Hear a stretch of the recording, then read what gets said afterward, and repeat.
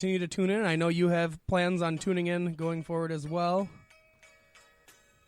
I'm going to work on it. Our wrestling schedule won't be as busy as it's been this week. But It's still rough. Like 4 shows to watch this week, 3 shows to watch this week, and along with trying to catch SmackDown or Raw, along with it being obviously Independence Day and the first week of summer and so much stuff. Yes. And I've been dog sitting. That takes time out of my day. So much time. But yeah, it's good. It's good. And another thing I think is good is the fact that AEW Fyter Fest was a bit of the middle of the road show. A lot of people might be wondering, Pasty, why do you think that that's good? Because AEW has literally gone all out since their inception, and if they keep it up, there's no way they can ever back it off. That is true. And this was a free show. We didn't pay for it. It's not as good if you're one of the people that came there live and paid for your ticket. Right. That's the only place that it kind of really hurts, is the folks that actually paid for their tickets. For us at home, free show, yeah, awesome. For those overseas, I think they still had to pay for this. I think it was like a $20 one on Fight TV. I might be wrong about that. If you had a friend to go in on it with, I could see it to be worth $20. With that being said, let's just let's break it down. Let's just rapid fire the pre-show, Pasty, because yes, indeed. Otherwise, we're going to spend hours shitting on it. So let's just rapid fire the pre-show. Started out with the 3-way tag match, the best friends Chucky T and Trent Beretta taking on SoCal Uncensored, featuring Scorpio Sky and Frankie Kazarian, because of course Christopher Daniels is on later in there, and the brand new Private Party consisting of Isaiah Cassidy and Mark Quinn. Yes. Private Party got off some good stuff. I can understand why the Young Bucks liked them a lot. This was a decent match. Best on the pre-show. Yeah, arguably one of the best on the whole show, I would argue. I'd say, yeah, it's definitely up there. Upper half of the card. I think this match was made to showcase Private Party. I think that's why it happened. I honestly thought that they were going to win it. But they didn't. Best Friends ended up winning it, even though they probably were the least exemplary in the whole match, I would say. I think SoCal and Private Party stole the match. I seen a lot of people online bitching because now the Best Friends are in the tag team tournament to crown the they tag just team got the bye, which means they won't win it. SoCal Uncensored aren't going to be in it, and they definitely should, and Private Party doesn't get a chance to be in it. And as you just said, Pasty, yes, this isn't to be in the tournament. It's to get a bye past the first round. So now these two teams are still going to be in the tournament. Every tag team they have will be in the tournament. They need every tag team they have. Yeah, because they don't have enough. Yeah. So, yeah, they get a bye, which I'd have to assume Cody and Dustin will even be in the tournament. I would think they would be. And I think that's good because out of these 3 teams, the Best Friends is probably the team I don't need to see wrestle 5-6 times or however many they're going to have. They're going to put on a very similar match each time where we know SCU, awesome. They can come up with something different and fresh with everybody. And from what we've seen from Private Party, especially Mark Quinn. Mark Quinn stole the show from me. This motherfucker was just fucking amazing. And I loved everything they did here. I took notes on the main card because I watched the main card first. I went back just this morning and caught the pre-show, and I'm forgetting notes that I had mentally put in my mind, but there were some really cool moves. There was a really good move that was Mark Quinn did a vertical leap into a Frankensteiner. Oh, yeah. And then what did Isaiah Cassidy follow? He ended up, he hit a cutter. He did a springboard cutter from the outside. That was fucking So Mark sexy. Quinn did a vertical leap into a Frankensteiner, meaning he went from the mat to the guy's head, Frankensteinered him or Hurricanra'd him or whatever, and as he was flipping, then Isaiah Cassidy springboarded in and hit the cutter. That was just fantastic. And so beautifully put off by everybody involved. I don't even remember who they hit it on. I want to say Trent Beretta, but I don't know. I do want to point out this is exactly the way you need to bring in new talent to your company across the board, because you put them over better than anybody else in the match, but they still, didn't win. It went to the more veteran team, which makes a whole lot of sense, because if this was 5 years ago, the best friends would be that jobber team. You got to lose to earn your place, pay your dues. It's. Yep.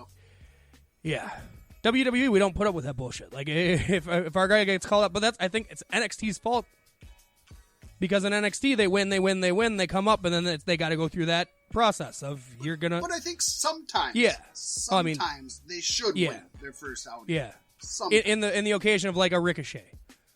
Yes. So all in all, this match, the last thing I'm going to say about it, should have been the first match on the card or the third match on the card. Back to SmackDown for just 1 second. Just wait a second. Or at very least, the last match on the pre-show, because the pre-show went to shit after this, and the crowd let it be known. Go ahead, Pasty, with your SmackDown update. Back to SmackDown. Mustafa Ali cut a backstage promo, and I swear to God, it wasn't scripted, or at least he wrote it, and it was approved by the writers. Cool. It was really cool. And it was very not what he's been like. So it's good. I'm looking forward to seeing it, because I still do plan on watching Raw and SmackDown over this week. All right.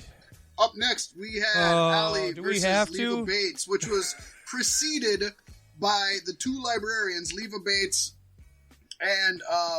whatever his name is, Mustache Boy. I can't remember his name ever. But yeah, this just killed the crowd. It was bad. The crowd was not into it at all. Nobody gave a shit. And I said this to you pre-recording, and I'm going to say it on the record, Pasty. If this librarian gimmick keeps up, Leva Bates will be in AEW as long as she was in NXT. She'll be better remembered as Blue Pants, that's for sure. Which is sad, because that just wasn't good enough. No, it wasn't. She's so good, and she deserves so good. And I don't know, if there's some kind of genius, creative, lampooning behind this that I'm just not seeing, I don't know. They seem to be the only ones on the roster with any kind of a dumb fucking gimmick. Well, I mean, there's Jungle Boy and Luchasaurus. No, that's cool. I like their that's gimmick. Cool. That's like New it, Day, That's it's like legitimately just a gimmick. Yeah. I mean, there Luchasaurus is a good wrestler. Gimmicks. But yeah. Yeah, wrestling should have gimmicks. I'm not saying that they shouldn't. I'm saying that this one doesn't work, and this will be a good tell on if AEW is more Vince McMahon or if AEW is more Paul Heyman. Mm. Are they going to listen to the audience, or are they going to double down on what they want to happen? Because this just wasn't good. Yeah. Yep. So Ali won. And Ali won. Ali is amazing. She never lets me down. Leva's an amazing wrestler, but she tried too hard with this librarian gimmick, always doing the shushing and everything, and it took a lot away from this. If this was the first time I seen Leva Bates, I would not be a fan of hers. You could do the librarian gimmick without the shh. Yeah. You could. Besides, fucking, she wasn't even the it's librarian. 2019. You ain't got to shh nobody in the library because there ain't nobody in your fucking library. Yeah, it's 2018. There isn't a library. Where's the Wikipedia gimmick? Come on, it should be Levapedia. The moderator of Wikipedia. And Wiki, whatever that fucker's name is. I still can't think of his name.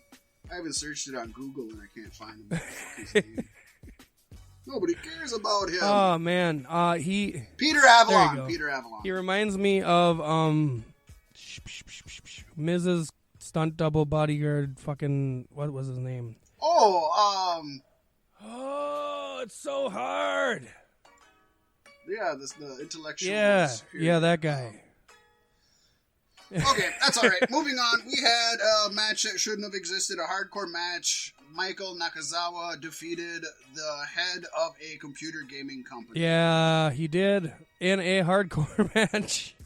Thank God Michael Nakazawa won, because that was he's entertaining to watch, which kind of saved the match a little bit, but Oh, yeah, he's fun with his baby oil and everything. Jabali was hard to watch, and I get it. He's not a wrestler. He tried real hard. You could tell he was trying hard, and I give him props for that, but you could tell he was trying hard, and I hate that. Yeah, he put everything into it. Yeah. For sure. It had to be a hardcore match, too, because this would have been so He almost much worse killed Michael if it was a Nakazawa, straight though. one-on-one wrestling match. Dropping him on his fucking head. Awful. Yeah? You remember that? Dropping Michael right on his fucking head? That pissed me off. I'm like, yeah, get this guy out of the ring. I'm pretty sure Michael Nakazawa can handle being dropped on the head, but Jesus Christ. Yeah. Jesus Christ couldn't. No. I agree. So, that was the pre-show. Unnecessary, unneeded, pretty bad. Yeah. Three-way match was awesome, but putting it at the beginning, they should have finished with that. Yep. That should have been on the main card. They should have. They easily could have put a couple other things on there instead. But starting with the first match of the actual pay-per-view, we had Shima defeat Christopher Daniels. This match was 9 hours and 40... Not 9 hours. Oh my god.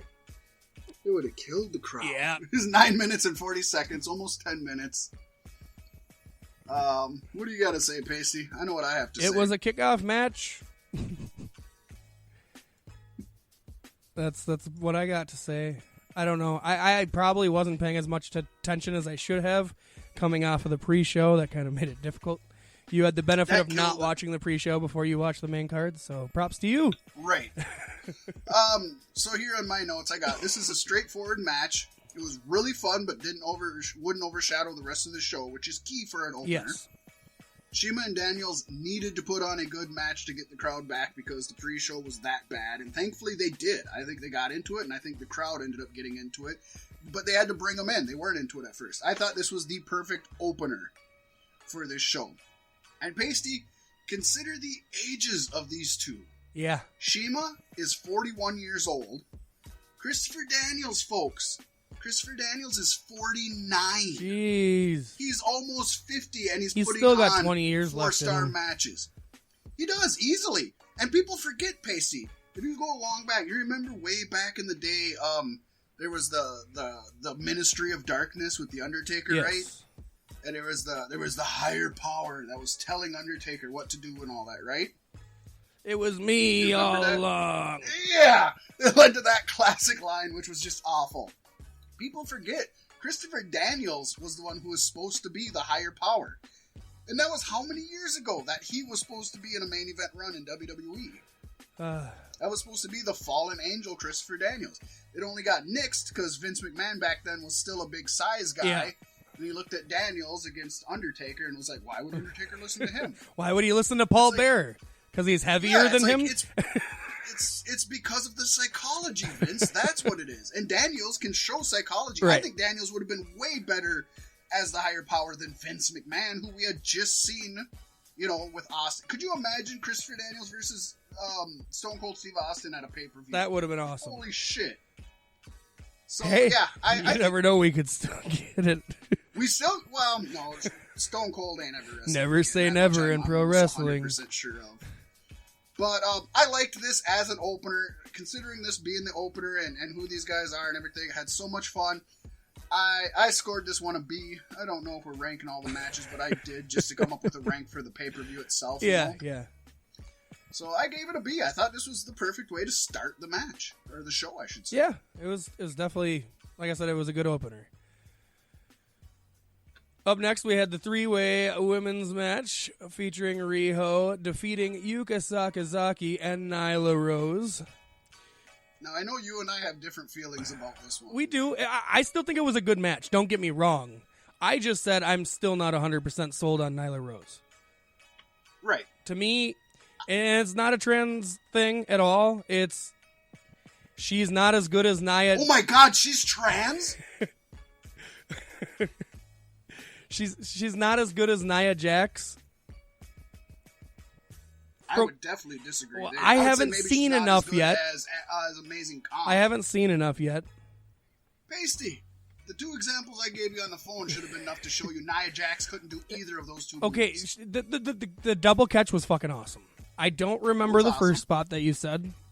You don't remember the springboard knee while she was hanging over the top rope? I don't believe so. I might have been doing something at the time, but I tried to pay attention to this match because I want to be sold on Nyla Rose. I really do.